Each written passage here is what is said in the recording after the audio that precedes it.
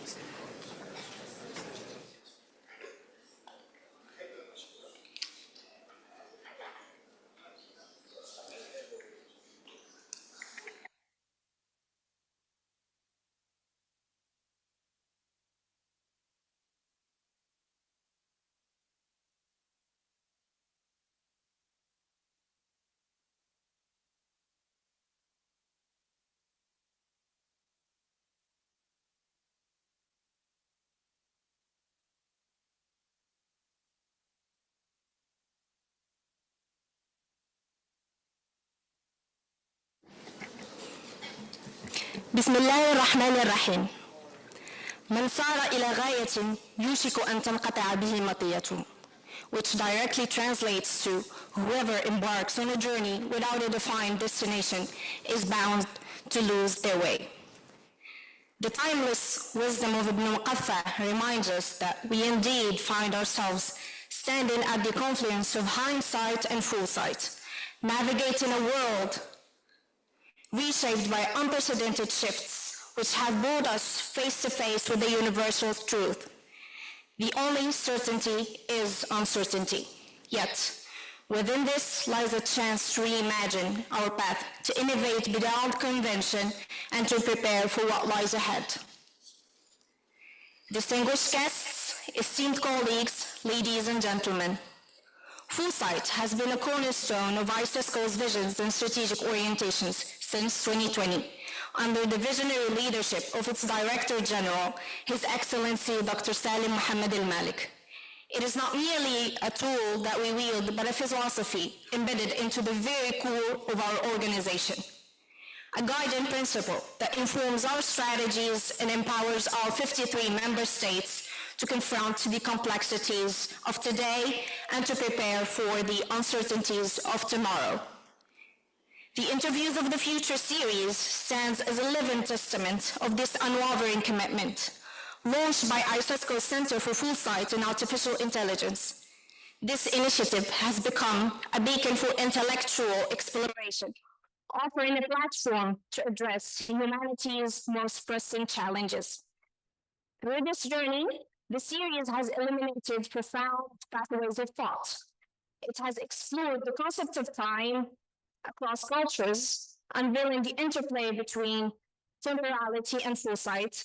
It has ventures into the existential implications of the metaverse and virtual reality, and underscored the importance of strategic diplomacy and resilience of cultural identity in face of global challenges. Today, as we convene for the fourth edition, we continue this legacy of transformative dialogue and intellectual innovation. It is therefore with the utmost honor and reverence that on behalf of ICESCO and its Center for Foresight and Artificial Intelligence, that we welcome you to the fourth edition of Interviews of the Future. Ladies and gentlemen, the theme of this edition, the power of foresight in post-normal times, captures the very essence of our era. In these turbulent times, where all paradigms falter and new ones have yet to fully emerge, foresight becomes our most reliable compass. It calls upon us to transcend conventional thinking and to embrace the unknown with curiosity. Our exploration today is guided by two principles: the power of foresight, harnessing the wisdom of history and the clarity of vision to navigate the complexities of the present and to shape the contours of the future. The art of embracing emergence, welcoming the unexpected, experimenting boldly, and adapting with resilience to thrive in an unpredictable world. These are not abstract concepts. They are imperative for all who aspire to lead with purpose and intent. Ladies and gentlemen, before we delve into the heart of today's discussions, it is our privilege to call upon Dr. Abdullah bin Arafa, Deputy Director General of ICESCO, to deliver his opening remarks. Thank you.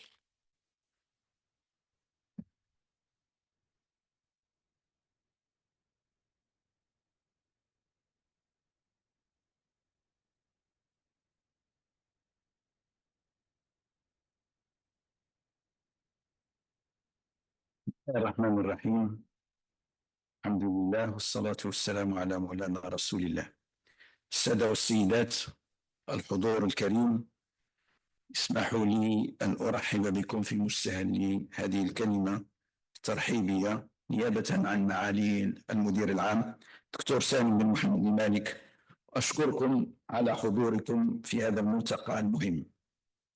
كما أشكر الدكتور قيس الهمامي رئيس مركز الاستشراف وجميع فريق العمل على الجهود المبذولة في تنظيم هذا اللقاء. لقد استضافت الإيسيسكو من خلال مركز الاستشراف سلسلة لقاءات تحت عنوان حوارات المستقبل أو حوارات من أجل المستقبل، تأكيدا على اهتمامها بقضية المستقبل. وقد استضافت الحلقات السابقة شخصيات كانت لها مساهمات في النقاش الدائر حول المستقبليات، بينهم الفيلسوف سليمان بشير ديانغ من السنغال، الذي طرح قضية تصور الزمن انطلاقا من واقع التجربة الحضارية الإسلامية وكذلك التقاليد الإفريقية. تعرضت الحلقة الثانية التي استضافت فيها الإيسيسكو الأستاذ مارك أنطوان ديلاك قضية الوجود الإنساني فيما يسمى بالميتافيرس في علاقة مع النتائج الأخلاقية والنفسية لما يسمى بالواقع الافتراضي والواقع المعزز. واستضافت الحلقة الثالثة من هذه الحوارات المستشار الملكي السيد أندري أزولاي، الذي تطرق لمسألة التراث الثقافي والدبلوماسية الاستراتيجية دورهما في تقديم حلول للعيش المشترك في مواجهة بعض التحديات العالمية. أما اليوم فإننا نطرح قضية مهمة هي دور الاستشراف في الأزمنة ما بعد العادية. أنا أعلم أن ورقة العمل التي وزعت ترجمت عنوان هذا اللقاء بدور الاستشراف في الأزمنة ما بعد الطبيعية، وسأطلب من الشخصية المستضافة أن تبين لنا هل هناك تداخل بين الطبيعي والعادي؟ هل كل طبيعي هو عادي؟ وهل كل عادي هو طبيعي؟ نستضيف اليوم شخصية مخضرمة إذن بريطانية بالأصول الباكستانية، لها معرفة بالفكر الإسلامي والمستقبليات والعلاقة بين العلم والثقافة، لا يجعله أحد مفكري علم النقد الثقافي. فمرحبا بالأستاذ زين الدين سردار بيننا، وأهلا وسهلا به، ونحن نتطلع إلى ما سيطرحه علينا من أفكار. السيدات والسادة، اسمحوا لي أن أقول لكم بأن مبادرة حوارات المستقبل لا تعني أبدا إغفال الحاضر أو الماضي، فهذا الطرح لم يعد مجديا كما كان في بداية مرحلة الحداثة التي اعتبرت أن العقلانية لا نظر لها إلى الغايات والنهايات، وإنما نظرها إلى الوسائل فحسب. بما أن التصور السائد للزمن عموما في المجتمعات التي ظهرت فيها الحداثة أول مرة هو تصور ينطلق من فكرة مفادها أن الابتعاد عن السعادة كان بسبب الخطيئة الأصلية، فالزمن الذي يستقبل هو عبارة عن انحطاط عن الأصل. أتذكر أنه سنة 2011 شاركت في مؤتمر دولي بجامعة شيربروك في كندا، والتقيت هناك بأحد أساتذة الجامعة الذي دعاني إلى مكتبه، هو الفيلسوف الأستاذ سيباستيان شارل. تناقشنا لمدة ساعة في مكتبه حول قضية الأزمنة الأكثر حداثة، وكان قد أصدر كتابا في هذا الموضوع بالاشتراك مع الفيلسوف الفرنسي الشهير جيل ليكوفسكي المعروف بدراسته حول أزمنة ما بعد الحداثة. أهداني نسخة من هذا الكتاب وقال لي بأننا لسنا أمام نهاية الأزمنة الحديثة أو ما بعد الحداثة postmodernity، بل نحن قد دخلنا في أزمنة أكثر حداثة لتان. فالحداثة إذن بالنسبة إليه لم تمت، بل إنها ستتحول اليوم لاستكمال عناصر شموليتها مع الليبرالية المعولمة، بتحويل كل أنماط الحياة والعيش إلى منتجات تجارية.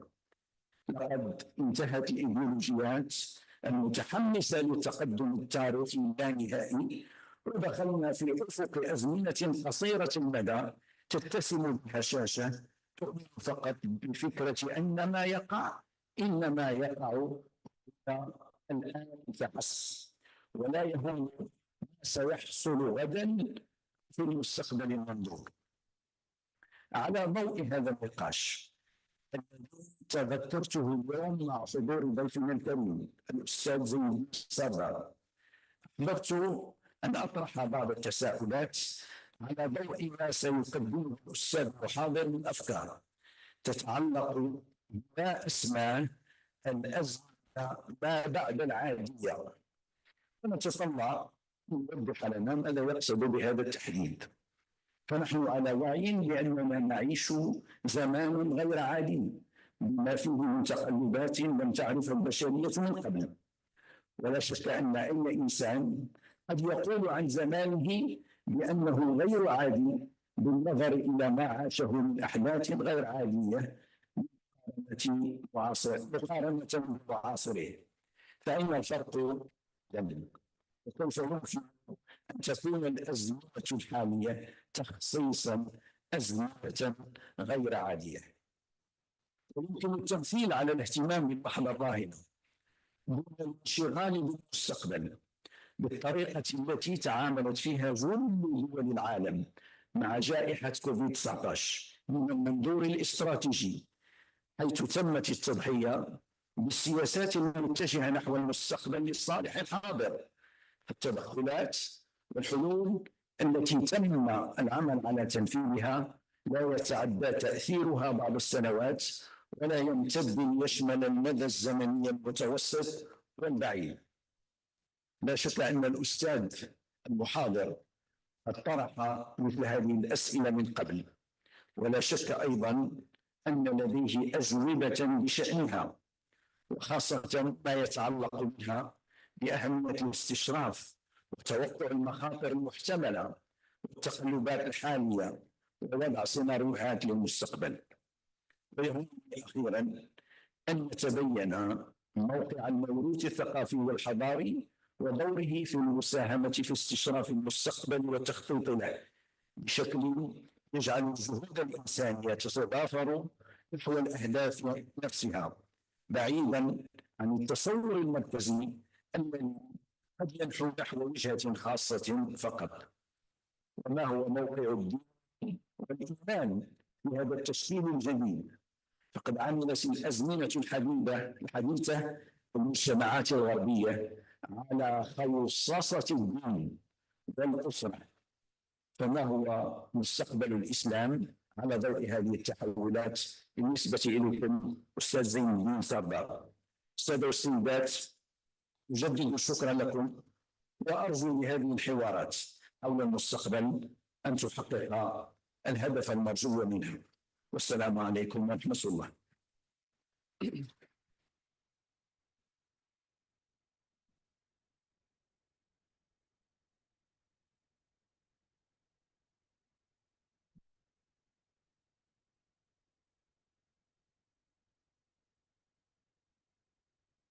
Thank you, Dr. Abdullah bin Arafah, Deputy Director General of ICESCO, for your insightful remarks. Ladies and gentlemen, the future is not an empty void, passively waiting for events to unfold. It is a masterpiece that we call to design, piece by deliberate piece, vision by thoughtful vision. Therefore, we cordially invite you to join us this afternoon for a Futures Literacy Lab. As such, to guide us into this noble endeavor, we are privileged to have among us today an intellectual giant, a visionary whose insights continue to illuminate a path forward. Please join us in welcoming the esteemed scholar, futurist, culture critic, Professor Ziauddin Sardar. Professor Sardar, a renowned Pakistani-British intellectual, has dedicated his career to advancing our understanding of futurology, cultural criticism, and Islamic thought.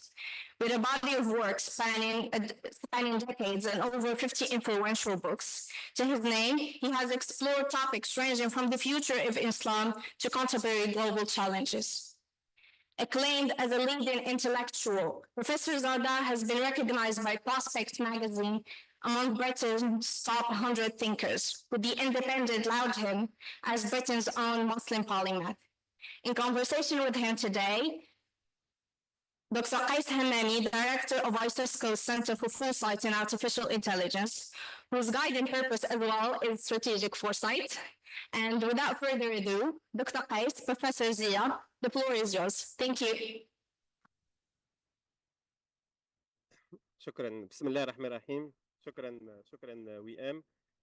Très ravi de rencontrer un personnage et un penseur à contre-courant de l'ordre établi, à savoir Ziauddin Sardar, que j'ai connu depuis 20 ans à l'université à travers Michel Godet, mon directeur de thèse doctorat, où j'ai appris les tenants et les aboutissants de la pensée prospective de Sardar.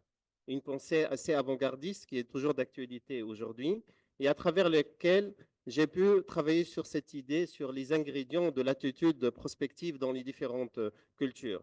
Et à ma grande surprise, l'idée du futur, la conscience du temps, le rapport au temps est très présente dans la culture arabo-musulmane. Je ne vais pas faire une conférence de la prospective, on va tout donner le temps, il sera alloué à notre cher professeur. Moi, une question, Ziauddin Sardar, une question qui taraude mon esprit depuis toujours, le concept de post-normal, concept que tu as mis en place depuis un certain moment.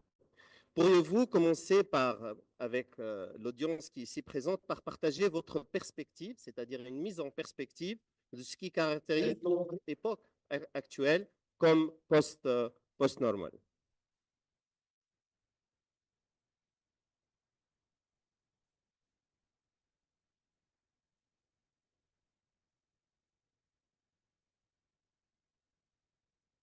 Alaikum. Let me just give 3 basic examples why we call this period post-normal. Perhaps it's worth mentioning that all epochs in history are quite unique. So, for example, if you were living in 1920s, you will think it's a very unique epoch for you, right? Very kind of unusual epoch for you. So what can we say about the contemporary period, which is, say, so different from other period? What I want to do is to just give you three examples. First is that first time in history, we as human beings have a direct impact on the ecology and geology of the planet. This is unprecedented. This has never happened in history. Some geologists call this the period of the Anthropocene, right? And climate emergency is one consequence of that. The kind of climate emergency that we face today, we have not faced in history before. So it's quite, in that sense, it's quite unique.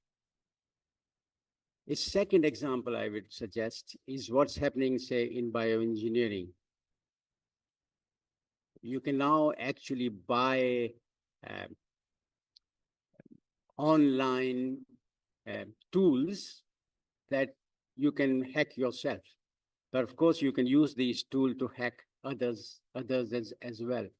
Eugenics is making a big comeback in the way it was not able to do during the First and the Second World War. IVF babies are becoming more and more common.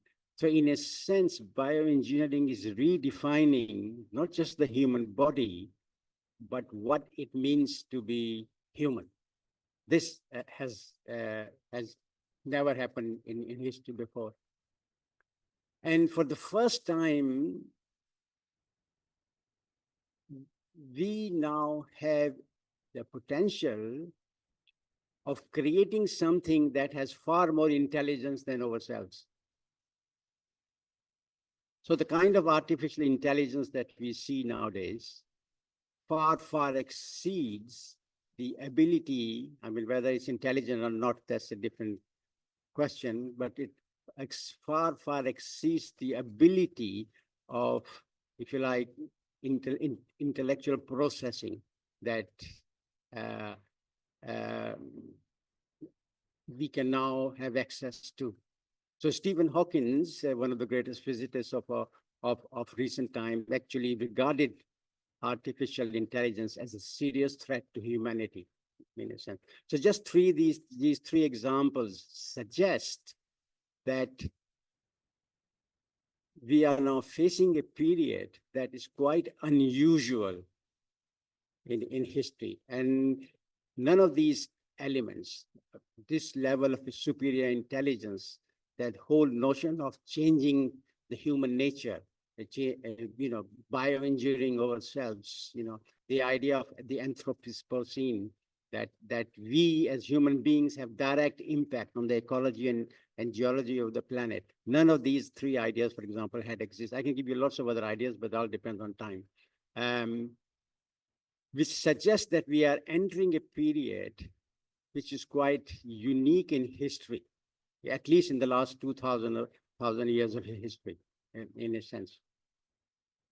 At the same time, we can see that whatever we regarded as normal, which essentially was what modernity told us was normal, growth, perpetual growth, for example, the kind of economic system that we have based on consumption and perpetual competition, a great deal of what modernity told us was normal does not hold true anymore. Moreover, much of what we learned in 20, 30 years from postmodernism isn't working either. For example, postmodernism told us that truth is relative. Now we are actually living the consequence of the notion that there's no such thing as absolute truth, in a sense. So that's what we mean by post-normal. I think, in a sense, maybe a little bit of background history may help. Up to 2004, 2005, 2006, I was editor of Futures, which is the primary journal in the field of future studies. And after 13, 14 years of editing Futures, I decided to move on to other things and pass the editorship to somebody new, somebody younger. So the publishers asked me, before I give up my editorship, can I summarize what I have learned in 14, 15 years of editing Futures? Can I publish one last paper in Futures summarizing everything I've learned? So I went back and looked at all the papers that we have published, and Futures comes out 10 times a year. So it's a big journal. And I looked at not just the papers we had published, but also the papers we had rejected. And what was the theme? And the overall theme in all these papers was that society is becoming more and more complex. The things are becoming more and more interconnected. And when things are more and more complex, they are more and more interconnected. There's a positive feedback loop, and therefore we are almost always on the edge of chaos. That was the kind of summary that I could get out of those papers. And it became obvious after I talked to my other colleagues, some of them who are here, that in fact, the period we were facing had three basic features: complexity, chaos, and if you have a situation which is complex and chaotic, you will get lots of contradiction. So contradictions became, so the three C's became the kind of the basic foundations of post-normal times.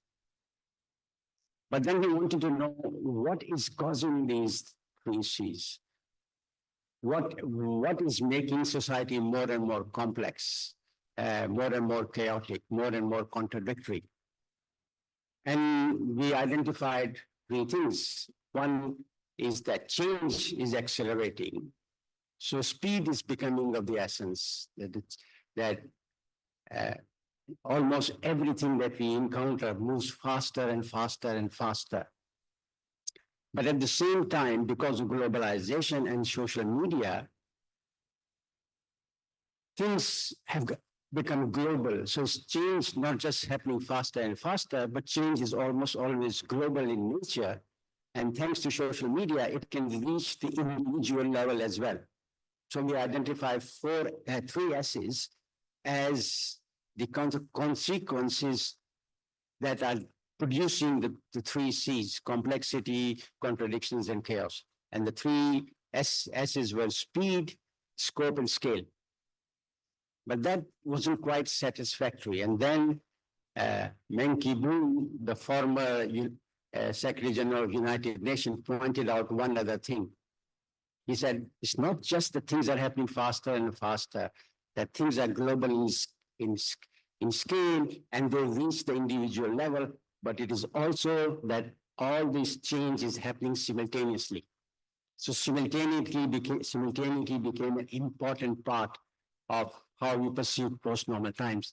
So essentially, if you look at post-normal times, what we are saying is that 4 S's, speed, scope, scale, and simultaneity, are producing the 3 C's, which are complexity, contradiction, and chaos. That's basically what we mean by post-normal times. And we are basically saying that much of what modernity and postmodernism past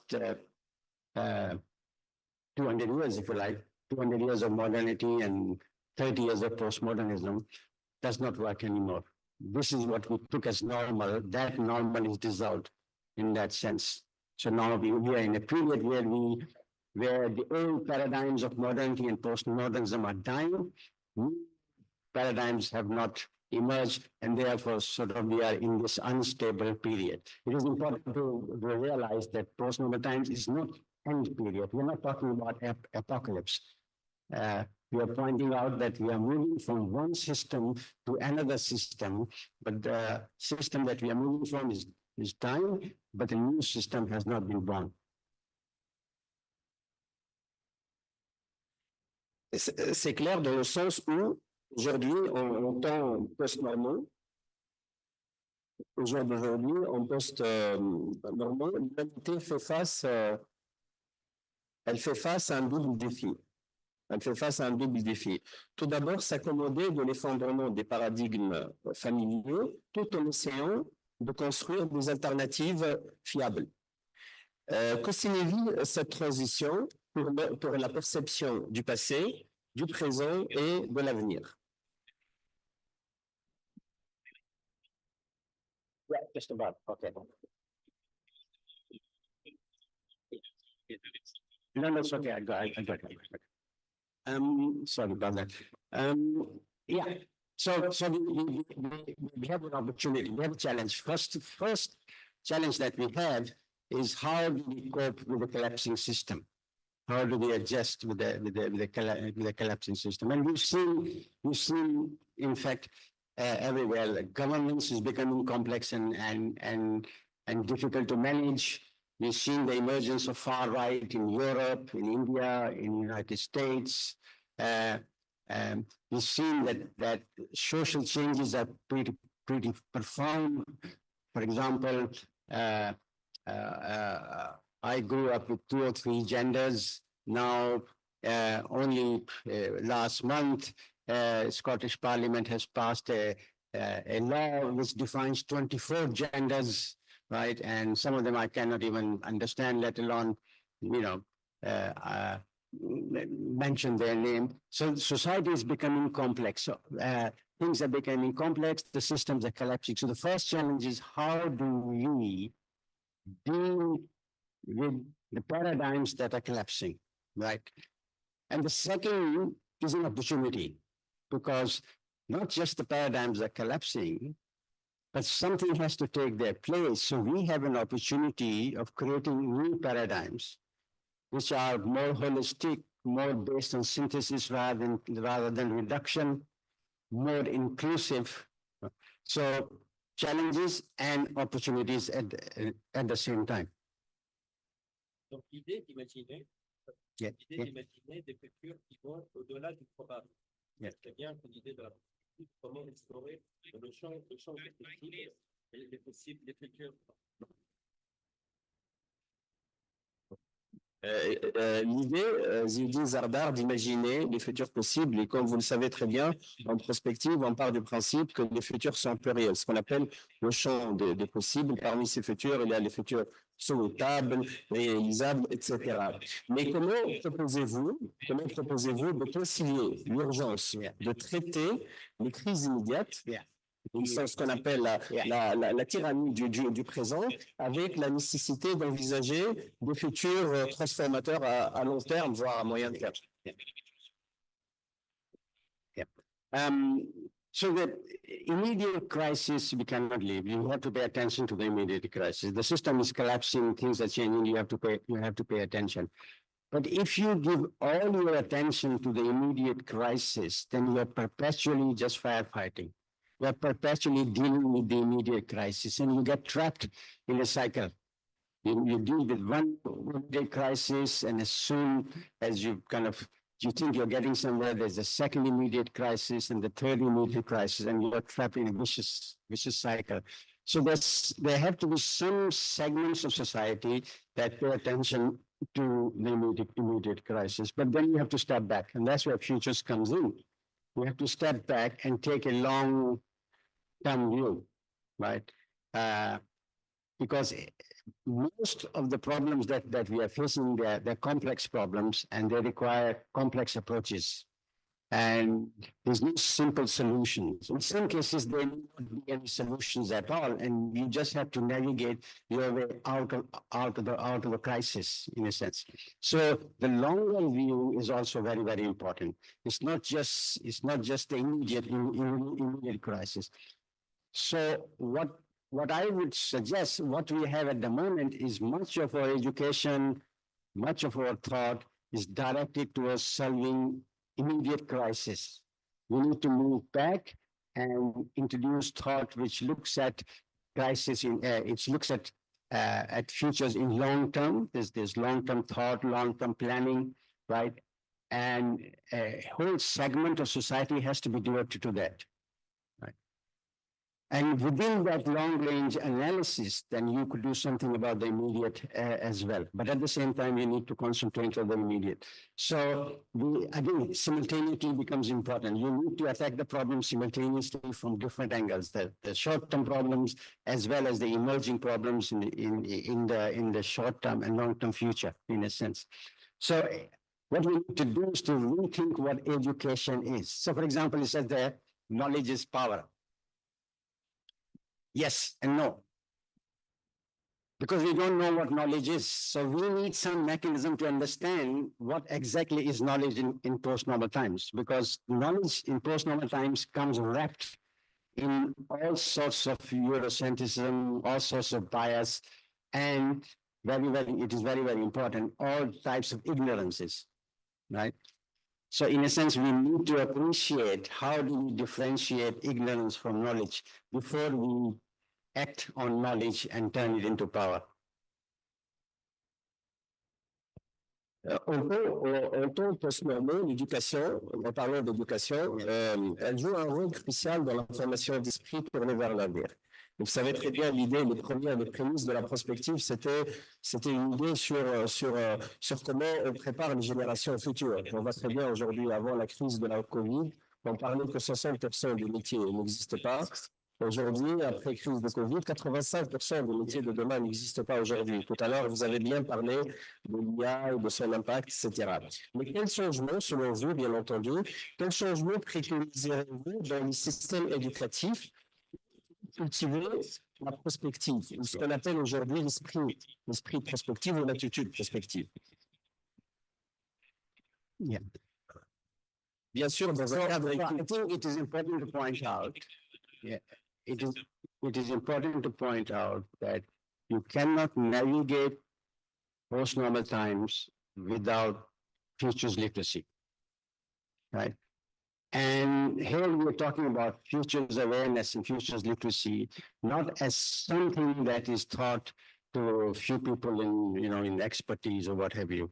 In a sense, the whole society has to appreciate the importance of futures thinking and the importance of futures literacy. So, I mean, this is a question of awareness. If you are not aware that the world is changing and the world is changing in a very specific way, that the nature of change itself is changing, then you will not be able to do anything about it. And to create that awareness, you need futures literacy. And I would argue that you need futures literacy right from the kind of kindergarten, primary school to secondary school to university education, all the way through education system. So we need a fundamental change from futures perspective in education. I mean, at the moment, we prepare students for a society that basically existed in history last 10, 20 years, or we may prepare them if you are really progressive, avant-garde, and thinking of a society that exists today. But we don't prepare them for the future, because the future will not be the same as today. It will be totally transformed. Given the rate of change, the accelerating rate of change, the future will be totally transformed. So we have to prepare them for the future. And that's what we don't do. All our students, all our pupils will actually live in the future. They will not live in the past. They will not live in the present. They will actually grow up and spend 60, 70 years of their life in the future. And we have to prepare them for the future. And the first thing we need to do is to create awareness of the future. And that's where futures literacy comes in. So the first thing I would argue is that we should introduce futures literacy across the board, right? I mean, that should be one of the tasks of ICESCO, that every Muslim country, by definition, has future studies and future literacy courses right throughout. And I would also argue that this is a fundamental requirement in Islam. You know, clearly, one of the first dominant thing within Islamic purview is survival, right? And it is essentially a question of survival. So you are actually teaching your student how to survive the future, right? So I would say that it's just as important as Islamic studies. I mean, I know that, for example, in Pakistan, they start teaching Islamic studies from primary school, right? In Malaysia, they start teaching Islamic studies from, they need to start teaching futures literacy at the same time, right? Because Islamic studies is not going to be any good if there's not much of a future, right? So both things go hand in hand. L'analyse, elle est très intéressante. Parmi le centre de prospective stratégique de l'ICESCO a été fondé depuis 4 ans. Le centre de prospective de l'ICESCO a été fondé depuis 4 ans dans le cadre de la nouvelle vision de l'ICESCO et de son excellence, le directeur général. On a beaucoup d'importance à l'idée de l'éthique de futur. Aujourd'hui, on parle de l'éthique de l'intelligence artificielle, on parle de l'éthique de la technologie, mais on ne parle pas de l'être humain en tant que faiseur de cette nouvelle technologie. Donc, est-ce qu'au jour d'aujourd'hui, selon vous, Ziauddin Sardar, peut-on parler de l'éthique du futur, de l'éthique de la prospective pour un avenir meilleur de l'humanité?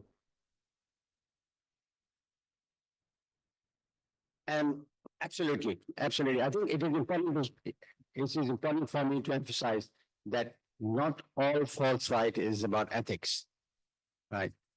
In fact, a great deal of people who do foresights probably are not really interested in ethics. They're more interested in technology. They're more interested in, certain aspects of what they think is important for the future. So we need to bring the ethical discussion within foresight in a conscious and powerful way. As the 3 examples that I gave earlier on, the notion of Anthropocene and climate change, it requires ethical transformation. We need to look at the planet as, it is the terrestrial abode for us. It is the only planet we have. We need to look after it. We need to sustain it.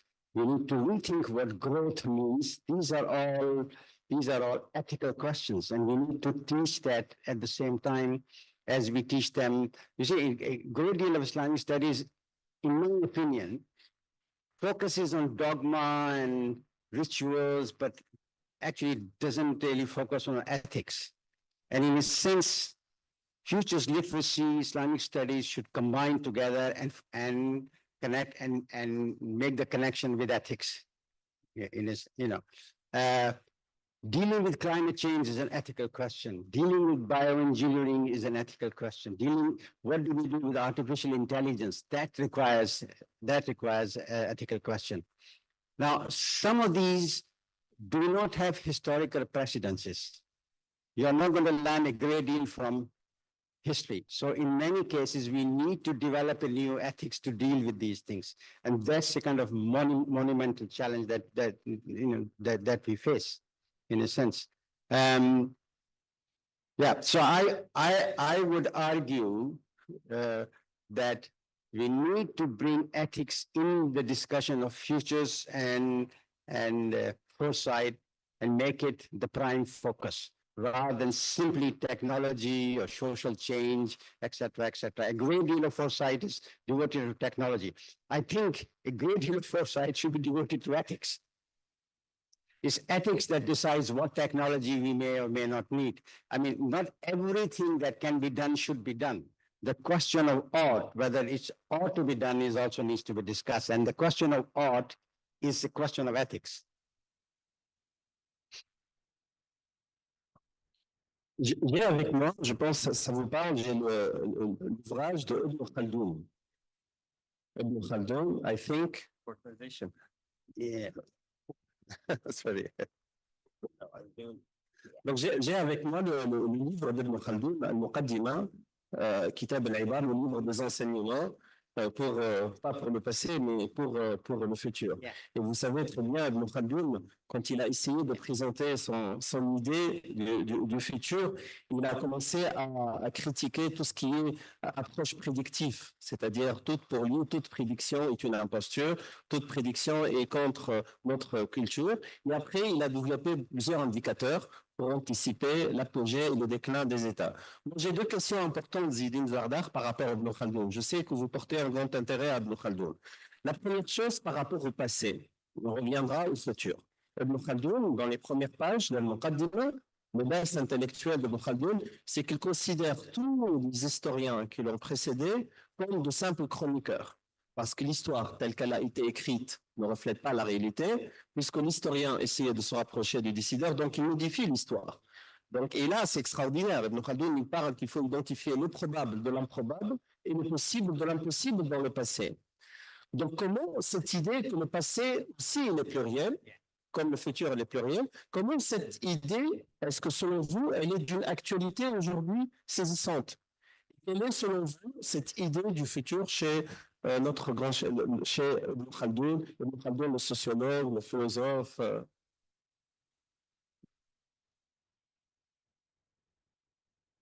Wow, that's a very big question. I think first thing to acknowledge is that Ibn Khaldun was obsessed with the future, right? Because he moved in a period where there's a lot of kind of what he saw as the decline of Muslim societies. And he was very, very concerned, and he really worried about the future generation. So he's very concerned. But he was also very critical of historians like Tabari, right? Because early historians didn't tend to shift things critically. They tended to accumulate everything. So they will report whatever anecdotes existed in society, and they kind of try to be comprehensive rather than critical.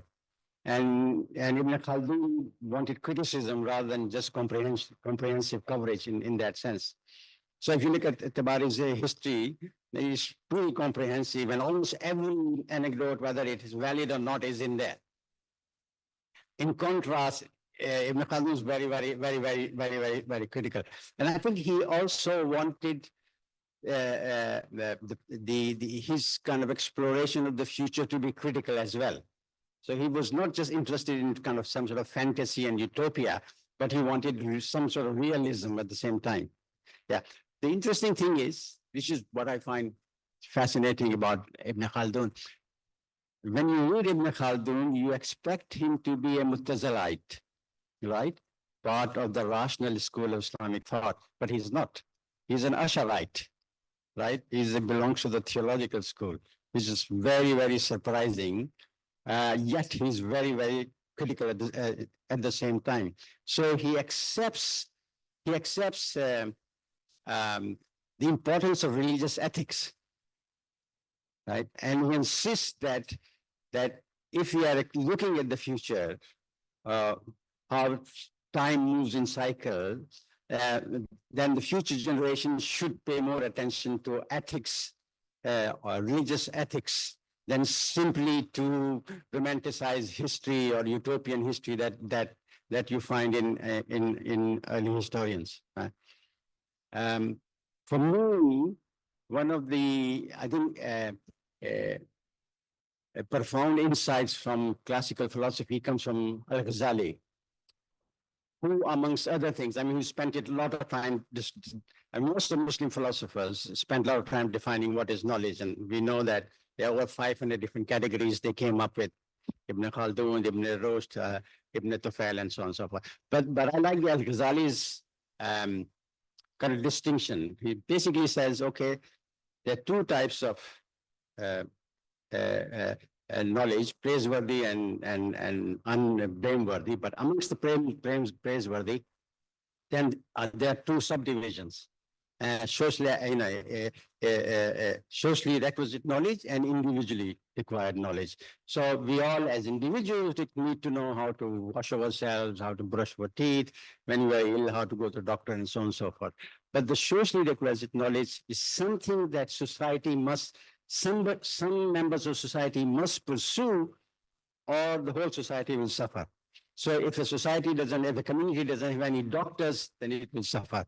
If the community doesn't have any engineers, then they won't be able to build bridges across river, and the community wouldn't be able to expand, and the community will suffer. So I would argue that futures literacy is a socially requisite knowledge as defined by Al-Ghazali, and therefore an essential knowledge for Muslim societies. That's one of the lessons from Islamic history that we need to take with us. And the other lessons we take is from Ibn Khaldun, that our futures exploration must be based on criticism and counter-criticism, right? It's not blind. We don't accept every futurist idea that may come from that. I mean, there are lots of foresight consultants who will come and sell you any, this and that, right? I mean, I was asked a question: what is the methodology of foresight? There's no the methodology of anything. There are methodologies you use the methodology that is useful for the inquiry you're pursuing, right? In that sense. So from Ibn Khaldun, we have to learn that our futures exploration must be based on criticism, not just criticism of our ideas coming from outside, but also criticism of ideas that we generate ourselves. So it's criticism and self-criticism that we need to move forward. So the third component in the education that I would argue, earlier on I said we need religious studies, but also futures literacy. The third component will be critical thought, right? In a sense, because a great deal of conventional Islamic studies based on dogma, acceptance, in fact, sometimes it even shuns criticism, and we need to bring criticism right at the center of the enterprise. Vous avez parlé, Ziauddin Sardar, d'Al-Ghazali. Donc, nous, Ibn Khaldun est passé à Al-Ghazali. Sorry. Donc, vous avez parlé d'Al-Ghazali, vous avez essayé de faire le lien aussi, d'expliquer l'idée du temps chez Ibn Khaldun. Mais moi, ma question, et je sais que vous portez un grand intérêt, est-ce que selon vous, les ingrédients de l'attitude prospective existent dans la culture musulmane ou arabo-musulmane? Parce que l'idée du futur, est-ce que cette idée, la conscience du temps, existe dans la culture islamique? Est-ce que l'idée du temps, on sait très bien que, par exemple, avec Al-Faylassouf al-Awwal al-Kindi, c'était un des premiers à essayer d'imaginer le futur. Vous avez parlé de Ibn Rushd, vous avez parlé de Ibn Sina, Hayy ibn Iqbal, Ibn Tufayl. Et ça, c'est des philosophes qui, selon vous, est-ce qu'ils ont bâti, est-ce qu'ils nous ont mis les prémices qu'on appelle aujourd'hui l'attitude face à l'avenir?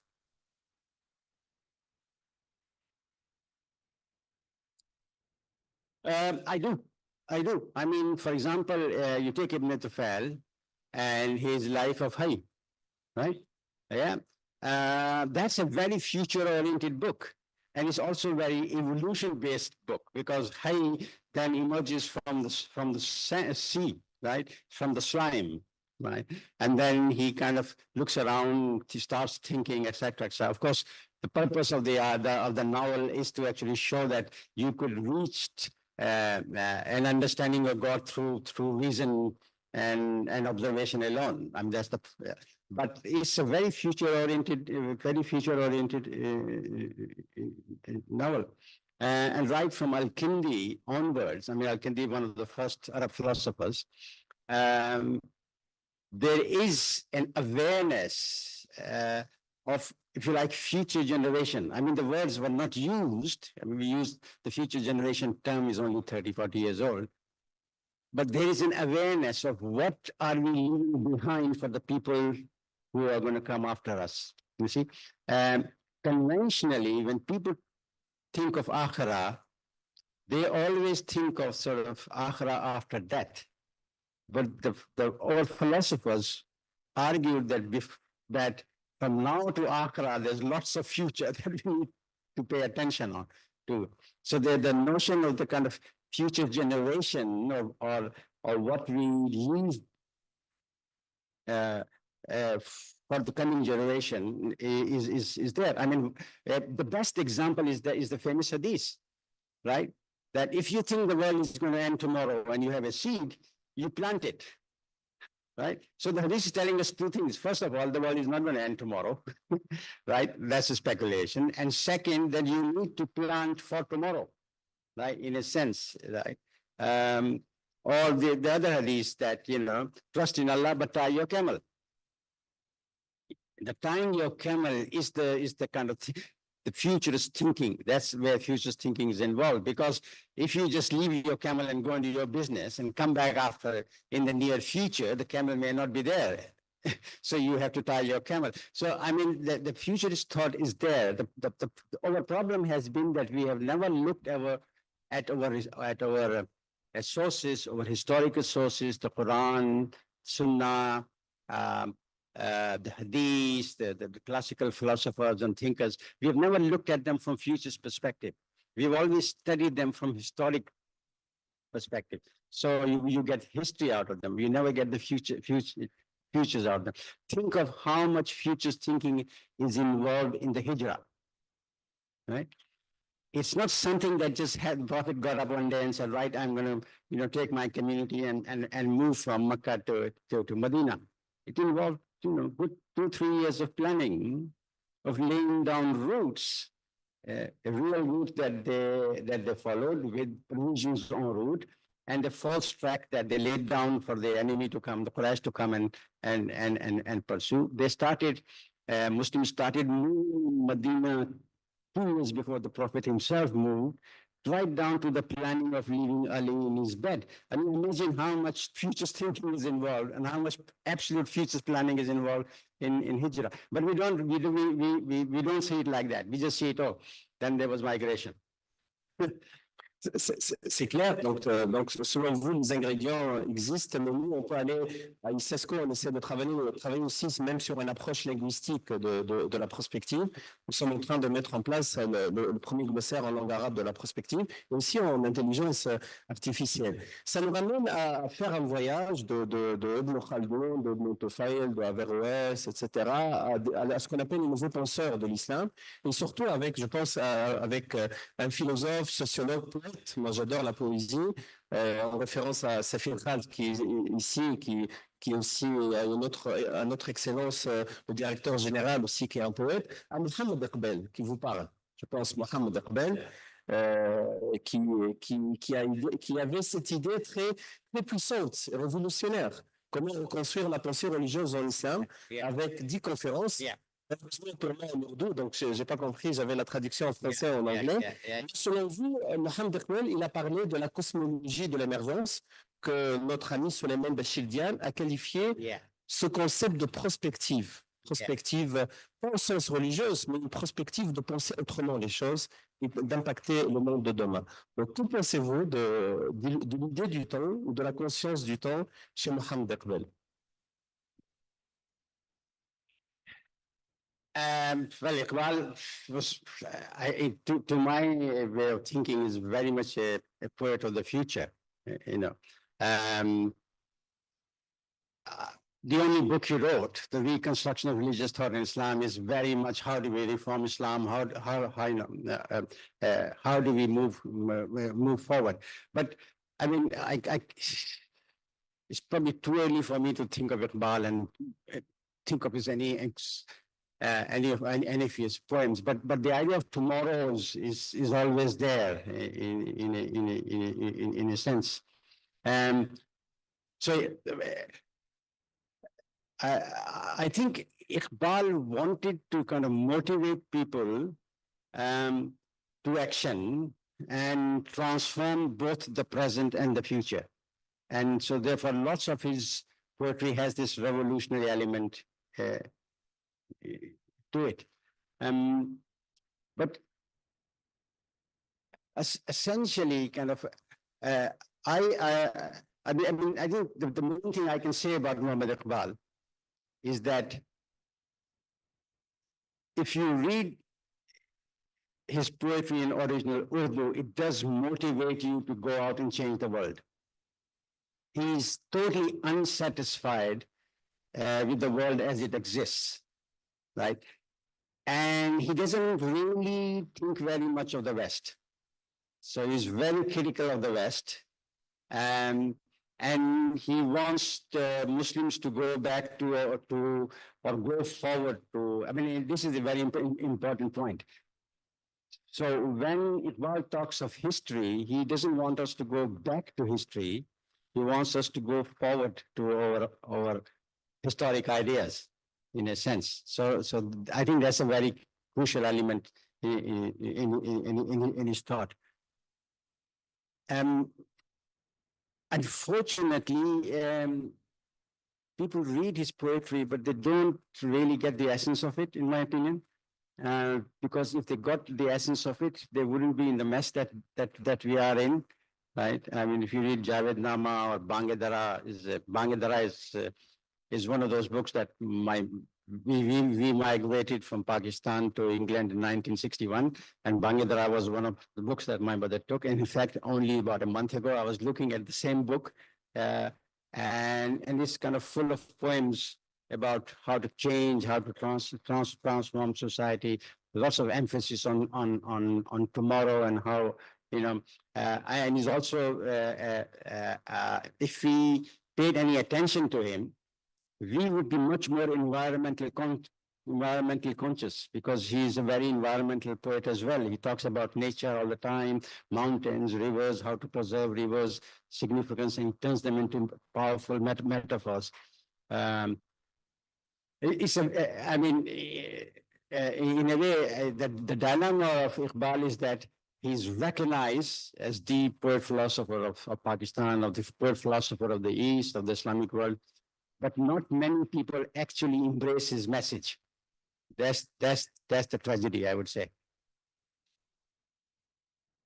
Mes deux dernières questions, et après on va ouvrir le débat avec la salle. C'est au 20e. Sorry.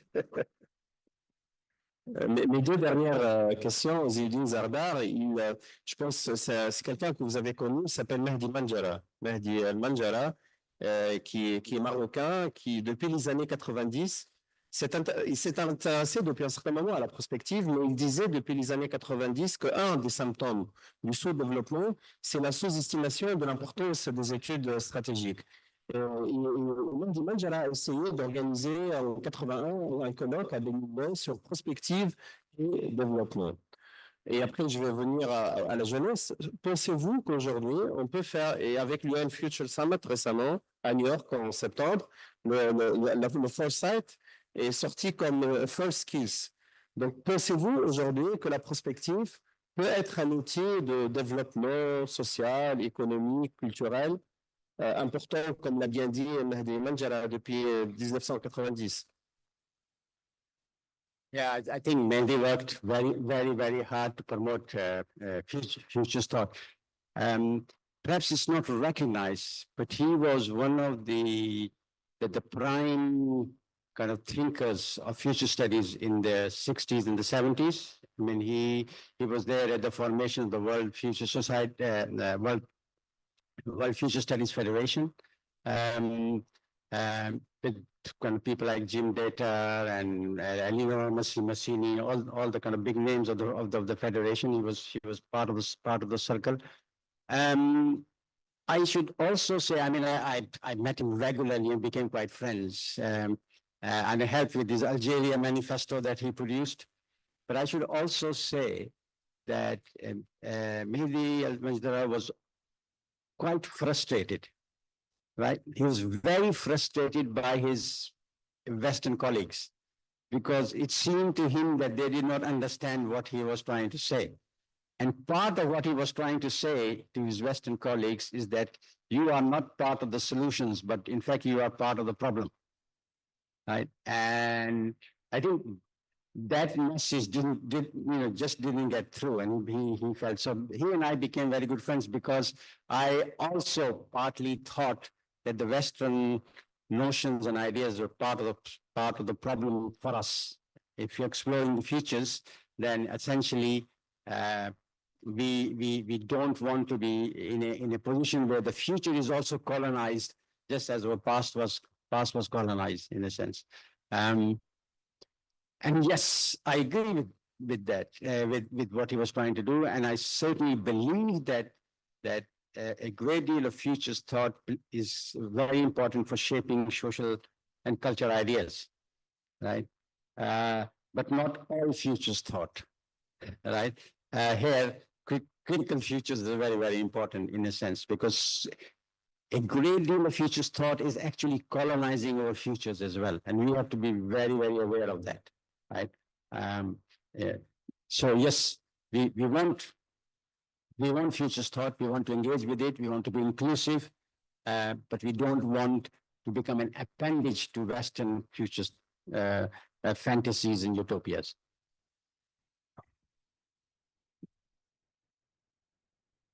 La dernière question, elle tourne autour des générations futures aussi, et de l'homme de demain avec grand H, homme et femme.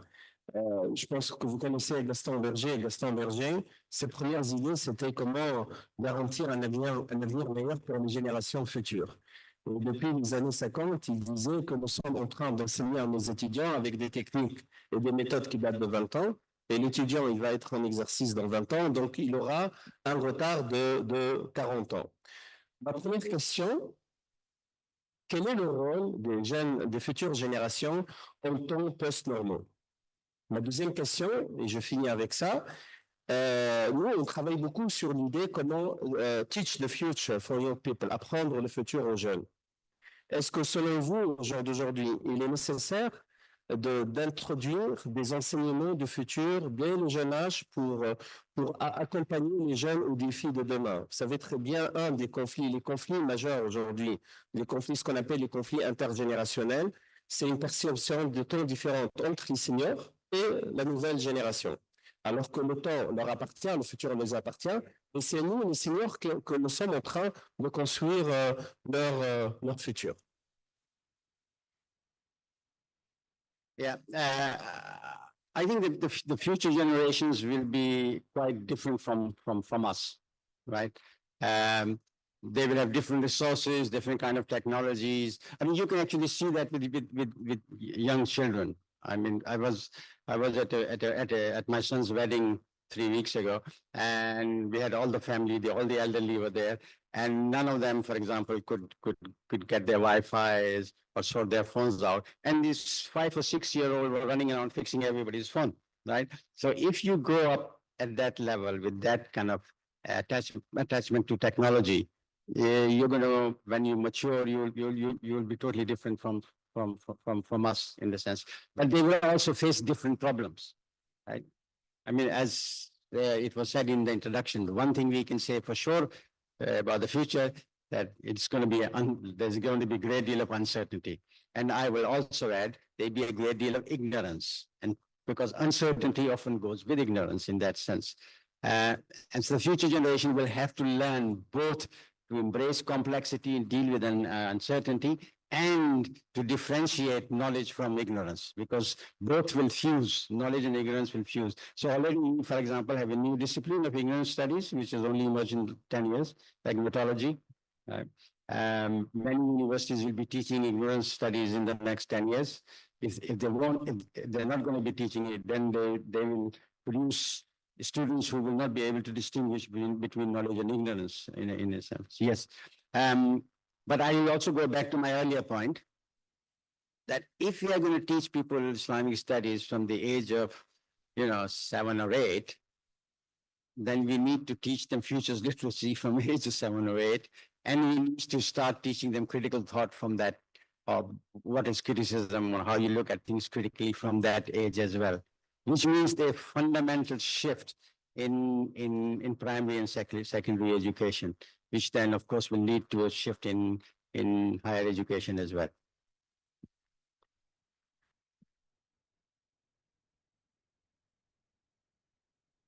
Merci Ziauddin Sardar pour notre format, c'est on ne dépasse pas 1 heure pour laisser à la salle le temps de poser des questions autour de l'idée du futur. C'est la tradition qu'on est en train de faire dans le cadre des entretiens du futur. Donc c'est à vous la parole. Saad Safir. Mike.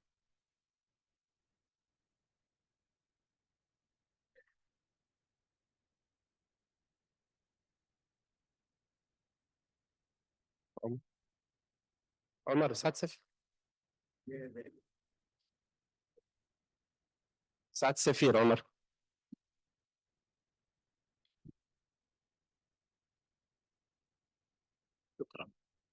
Thank you very much, Professor Sardar. Thank you, Dr. Kess, for this great interview. I've got one question, actually, very quickly.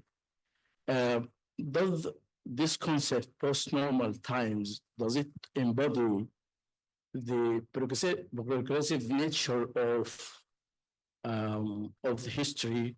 I mean, talking again about progressive mechanism of history, or on the contrary, does it mean that there is clear-cut boundaries between past and these post-normal times? Thank you.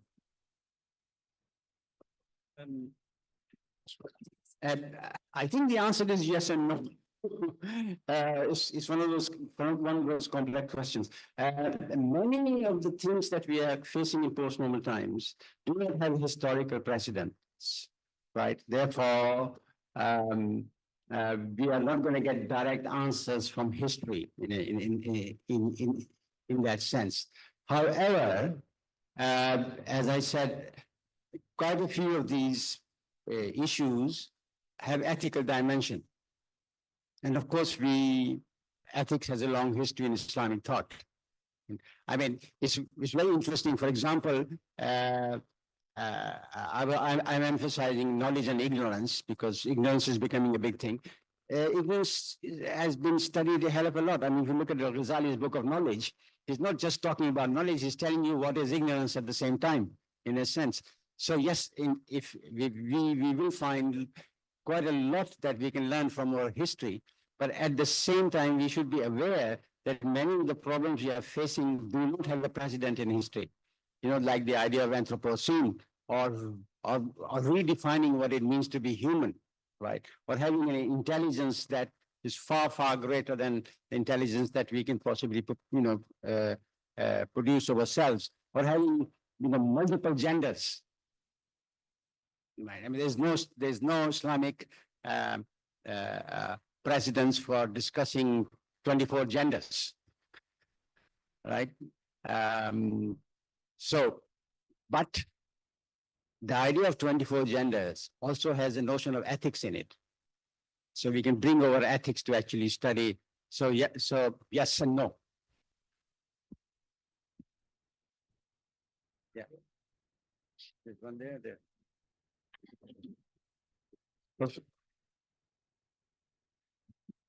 Thank you very much, Professor Ziauddin. Professor, two questions. One, first of all, you mentioned that, the time has sped up. Time is an absolute value and it can't really speed up on its own. And Cass also talked about perception of time. I was reading some studies the other day which says very clearly that people in my age group, not in Cass's age group, but my age group, because we are not generating new memories every day. So our day-to-day, every day merges in itself. And the younger people are generating new memories, so their time perception is not that fast. So is it really true that time is fast for the younger generation also, or is it only true for our generation? Second question is sort of an ethics question also. Have humanity, has it not really learned from all its past mistakes? We introduced feral camels and feral cats and feral rabbits in Australia, which destroyed the biodiversity over there completely. And the large fauna is wiped out from Australia completely. But now we are talking about, using what you mentioned, bioengineering, the pitfalls of bioengineering. We are talking about bringing back the woolly mammoth. Is it really ethical? And are we not really using foresight into what sort of a chaos we will cause in our biodiversity if we bring back extinct animals and everything? Thank you. Actually, let me take the second question first. Yes. This is where ethics come in. This is where morality comes in. Therefore, we cannot allow technology, and most of it is Western technology, let's be honest, to lead us by the nose. We have to step back and say, yes, we don't want that. I mean, things are changing, but there are certain things we do not want to change, right? Because they shape our identity, they shape our tradition, they shape who we are, right? And therefore, it is essential for us to step back a little bit and say, hang on, no, we don't particularly want this to go this route. We would like to go another route. Thank you very much. And that's where ethics and morality comes in a sense. Your first question, I totally agree. I can't tell one day from another day, right? If you asked me the Iqbal question yesterday, I would have quoted 3 poems by heart. But this morning, I can't remember a single one. Right. So time for me has a different meaning than it may have for younger people. But what's actually happening is that much of the past present is being unfolded by the future. The future is coming rapidly and transforming the present. One of the reasons we developed the idea of post-normal times was that me and Jody were sitting right there. We got together and we said, why is it that a great deal of forecasts and predictions are not working?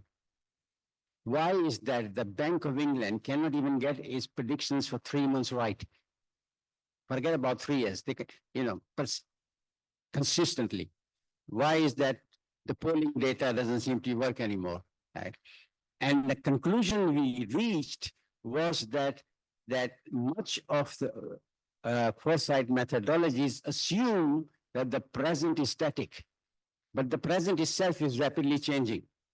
And you have to incorporate the changes within any kind of foresight work you do. And you have to think of the present as a dynamics. It's not a static thing. And that's where the post-normal comes in that sense. So yes, in a sense, time is we need to now look at times in a different way rather than the conventional, purely linear way. Was another? Miguel was asking a question.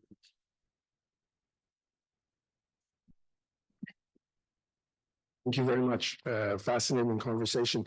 Zia, I wonder if you could talk a little bit about the practical side of futures literacy and learning, and just 2 dimensions of it. One is what you were mentioning about young people and education, but the other is also about lifelong learning. And how do we begin to introduce these kinds of concepts and ideas into governments and civil service and into companies, et cetera. And just a little bit of your experience, I think, working with those efforts to introduce it. And let me just extend it by saying, I think that at least if I'm hearing you correctly, there's a part of this that's about practice. In other words, in post-normal times, we don't just learn knowledge by book learning, but by learning by doing. And I think that the question of art, the question of literature, how those aspects of learning are actually crucial for futures literacy in post-normal times. Yes, in a sense, that's I suspect it's a very tall order. So when I was arguing that we need futures literacy throughout society, I actually meant that we need to kind of teach the bureaucrats a bit of futures literacy as well, and teach the corporate people, in a sense. So it has to be a society-wide thing. But the emphasis I was giving to secondary primary education is that if we start there, then we will create a kind of a group in society that will grow up with futures literacy, futures consciousness within them. But I would suggest that, especially in post-normal times, if you want to change policy, if you want to transform futures thought into action, you do need to communicate with bureaucrats, with business people, with corporations, with civil societies, with organizations, and so on and so forth. We've done some work in Malaysia in this regard. So the current Malaysian policy framework is based both on futures and on post-normal times, where we looked at how Malaysia can kind of meet some of the crisis that is facing at this moment, what it means in terms of much longer futures, and in fact,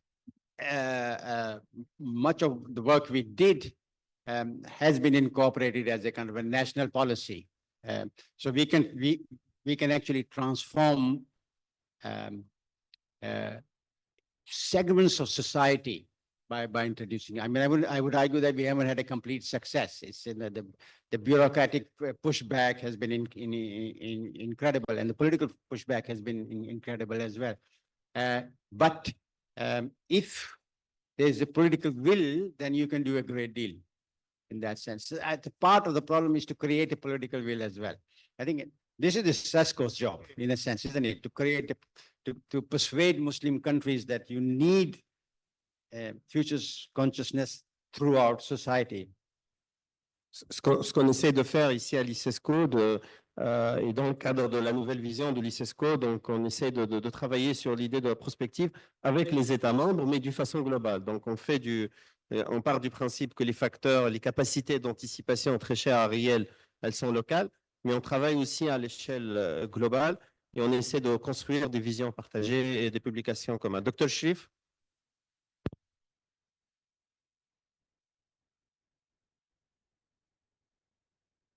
Professor, it's really very nice to have the intervention and to know that there is something called the post-normal times. And I would say that Dr. Cass would have also told us that you are the inventor of this concept.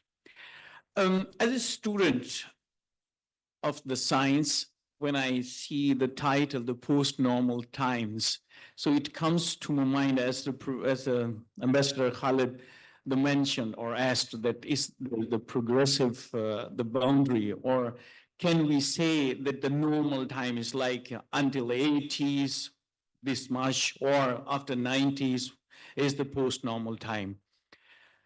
And also there comes another question in my mind, that was there the pre-normal or the abnormal time? As a student, is a fundamental the question which is coming to my mind. Yeah. I didn't know before today's lecture that there is some post-normal times theory, as there is a post-normal science theory. Yeah. And your writings, what I just going through the Wikipedia and I was reading during your lecture, see that your post-normal theory or post-normal time, it has the characteristics of the speed, scale, scope, and the simultaneity.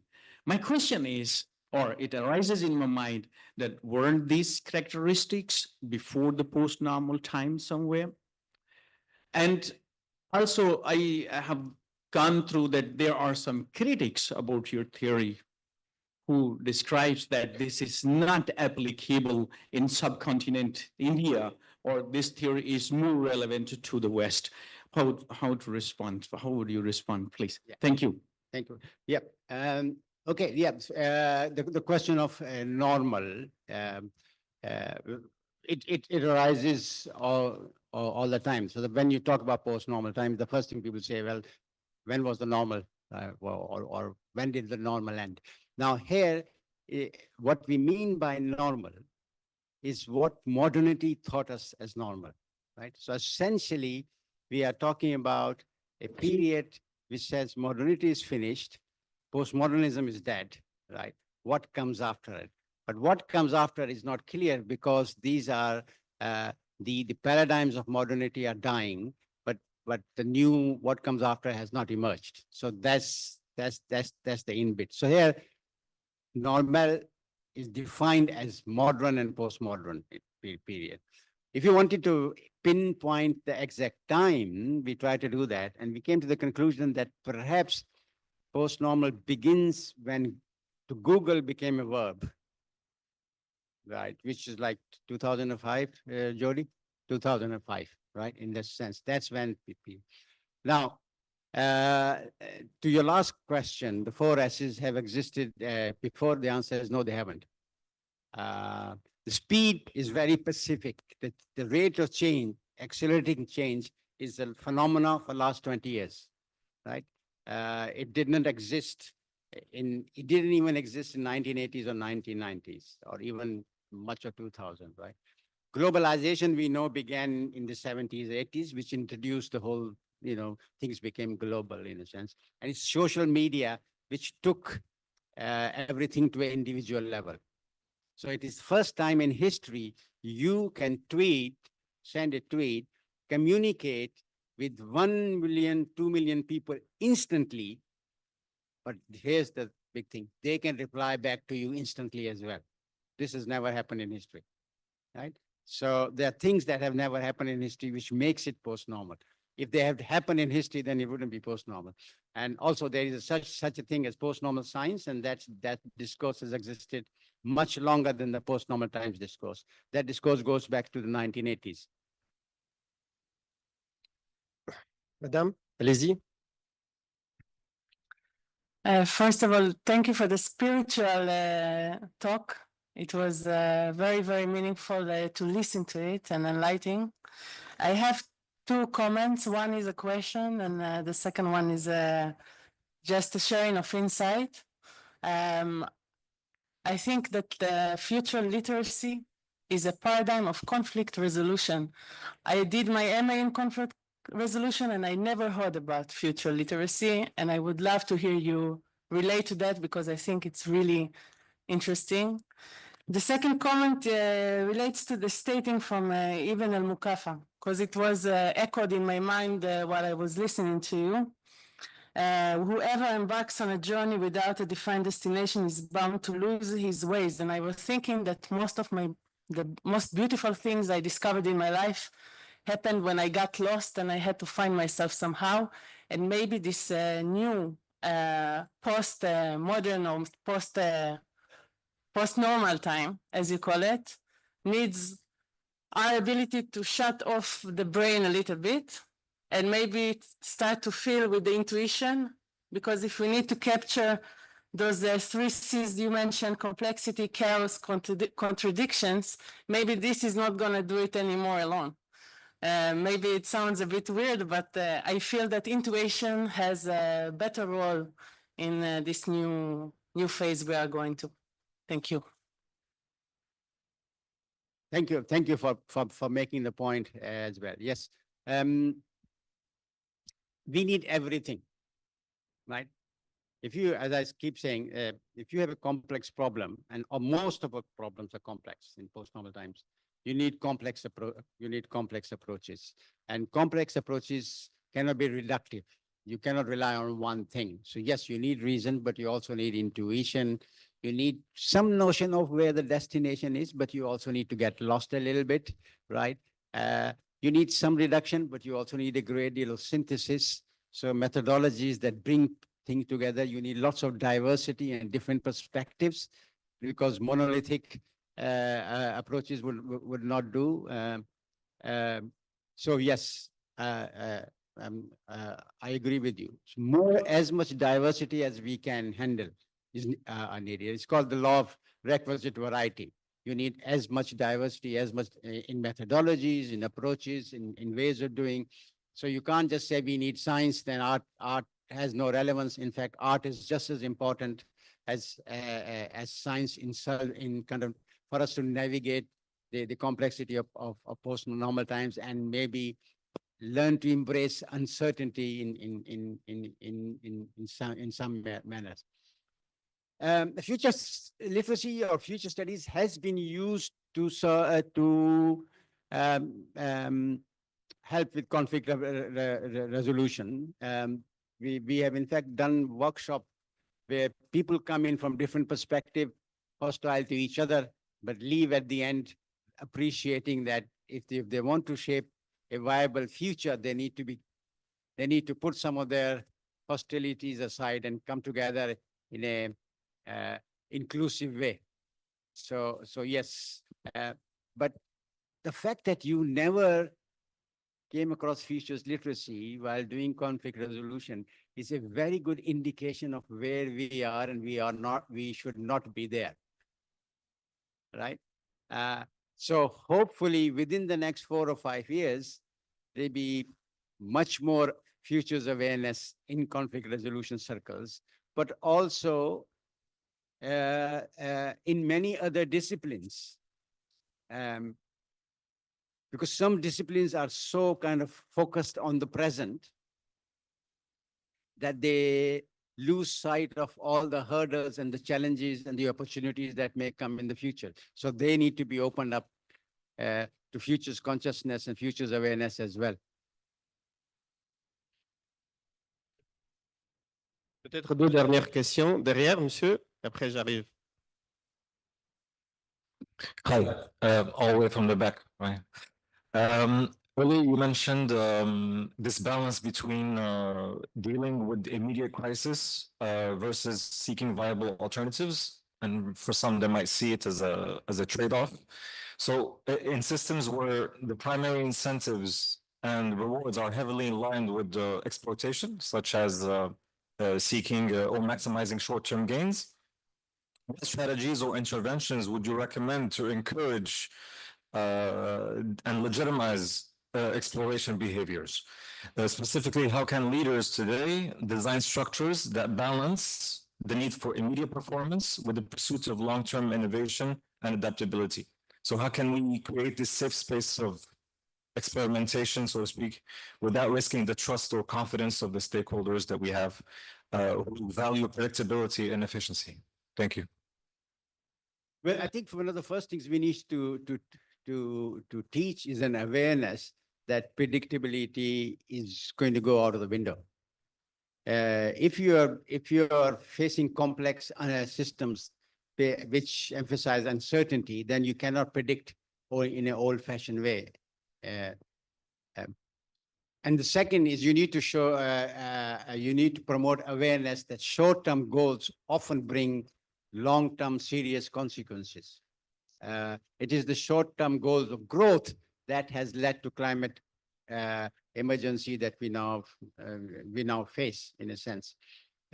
So somehow we need to get all the stakeholders, all the corporate guys away from these short-term goals and say, look, there are serious benefits in thinking long-term. And to some extent, this is happening. I think quite a lot of corporations, small corporations, do have departments where, in fact, they emphasize long-term projects and long-term goals. But at the end of the day, the short-termism has to be abandoned.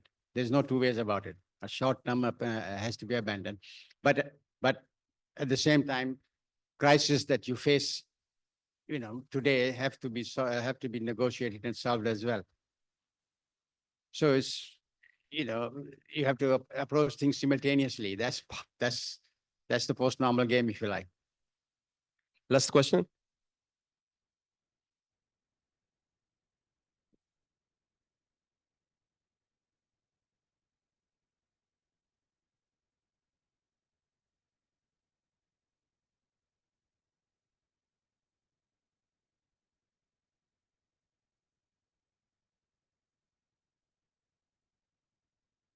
First of all, I want to say that the power of foresight and post-normal times is a very interesting topic, one that shows how far the human race have gone. But the question is, you said that one of the three S's is speed, which makes you think if speed is one of the biggest factors of change, has there ever been a normal time? And if so, how long do you think they last? And do they even exist to begin with? And that's the question, and thank you for it. Are you asking me, or are you asking the lady who raised the issue? I'm quite happy if she answers it. Actually, the question is you, just because the microphone didn't work when I was holding it, so this is the most convenient way to ask. Okay. You see, it doesn't really matter whether normal time existed or not existed in the past. The important thing is that the time that we are facing now has certain special features, and we need to appreciate those features.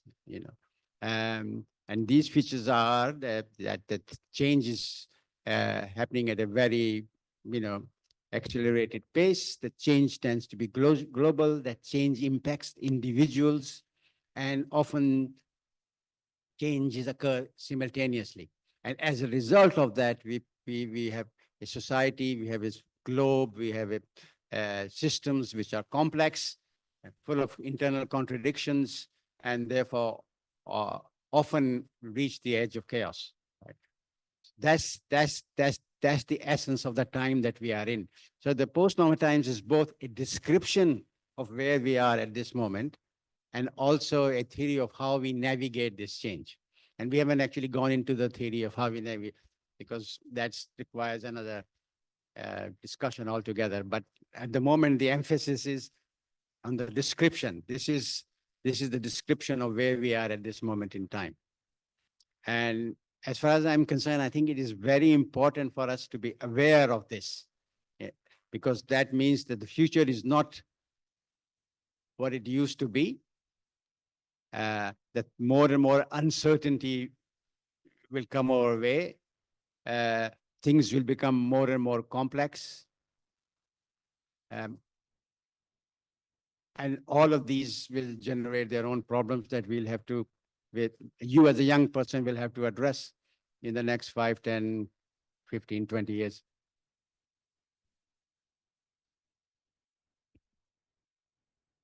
Thank you. Yeah.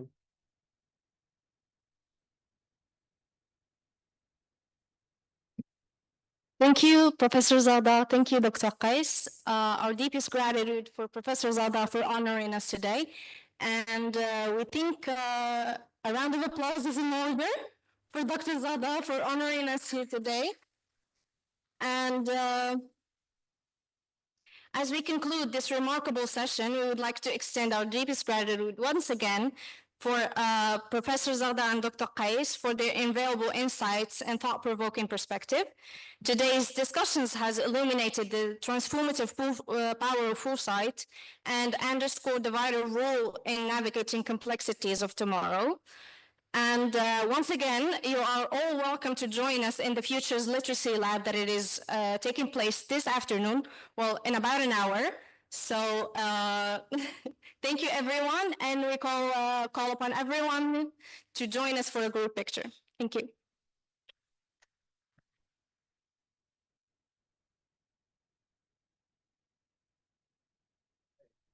pleasure. Thank you. Have a collective photo with our